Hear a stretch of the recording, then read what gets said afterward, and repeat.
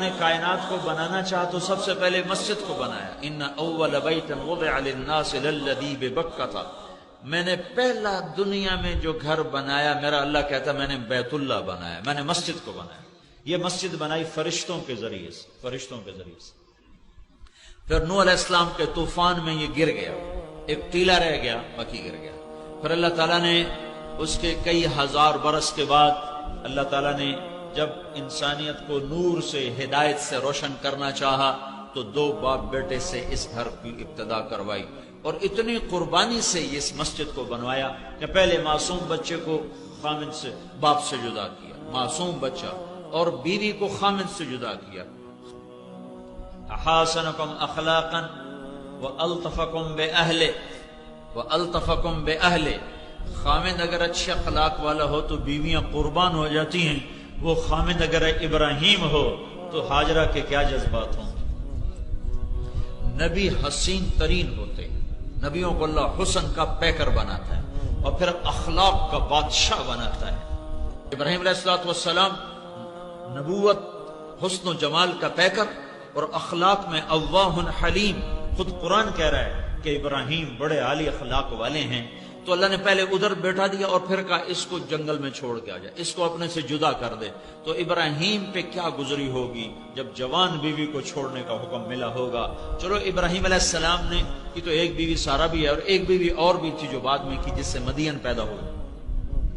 تو ہاجرہ کو چھوڑنا ابراہیم پہ بہت بڑا مجاہدہ، لیکن ابراہیم علیہ السلام سے بڑا مجاہدہ ہاجرہ کا ہے، جس نے مصر کی شہزادگی کو چھوڑا، مصر کے محلوں کو چھوڑا، اور پھر فلسطین کے خوبصورت باغات کو چھوڑا، اور خامد کے ساتھ 2000 کلومیٹر چلتے چلتے جب کالے سیاہ پہاڑ آئے، اور 4 پہاڑ، ایک صفا، ایک مروہ، ایک ابی قبیس، ایک جبل ہندی، جب ان 4 پہاڑوں کے اندر ایک وادی آئی، تنگ، خوفناک، وحشت ویرانہ، تو وہاں اللہ کا امر آیا، جبریل اترے کہ یہاں بیوی کو چھوڑو اور واپس چلے جاؤ.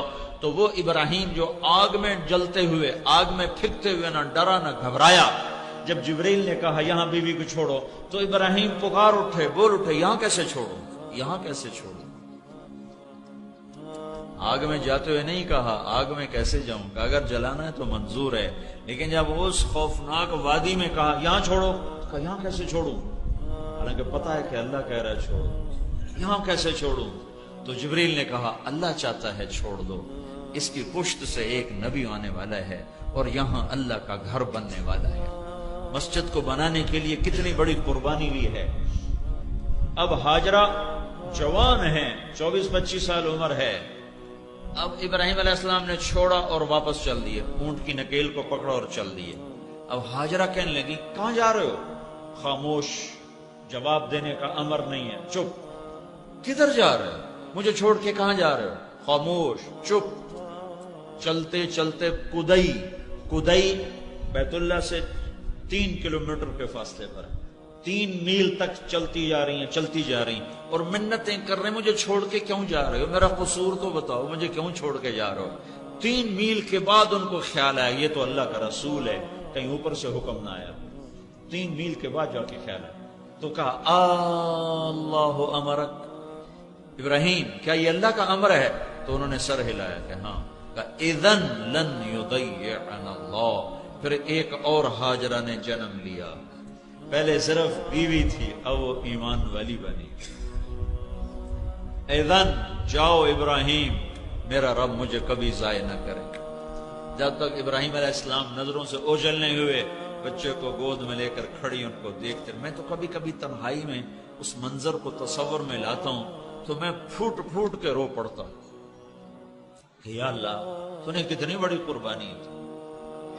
آگے یہ ایک امت پیدا کرنی تھی جنہوں نے تبلیغ کا کام کرنا تھا، اور تبلیغ کے کام میں بیوی بچوں کا چھوڑنا پہلی چیز ہے. اس لیے پہلی اینٹ ہی بیوی اور بچوں کے چھوڑنے پر رکھی گئی. چونکہ بیچ میں کام کو چھوڑے زمانہ ہو گیا تو لوگ کہتے ہیں بیوی بچے چھوڑتے لگے جاندے ہیں، اے کیڑی دین، اے کیڑا دین ہے، اے کیڑی تبلیغ ہے. یہ وہ تبلیغ ہے جو ابراہیم نے کی، یہ وہ دین ہے جو ابراہیم لے کر آئے تھے. تم کبھی روکڑ سے فارغ ہو تو تمہیں پتہ چلے کہ دین کیا ہے. روکڑ ملاتے ملاتے زندگی برباد کر دی.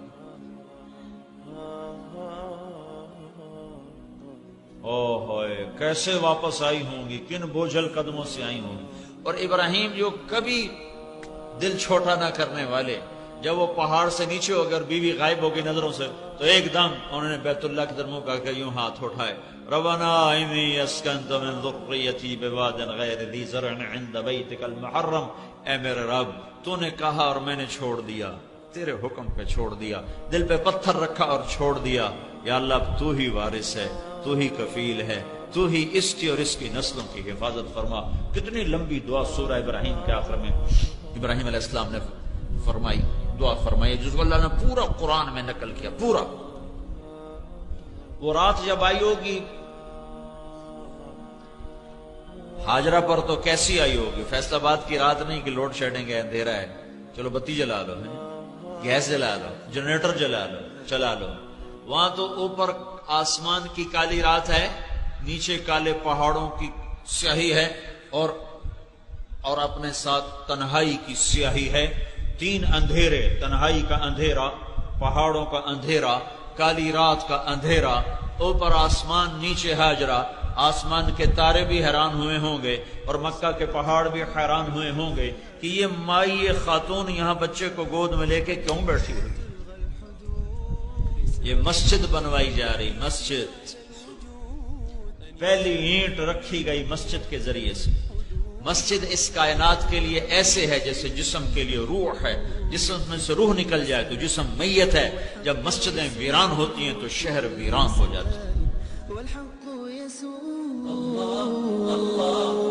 اللہ اکبر، اللہ اللہ اللہ اکبر، لا الہ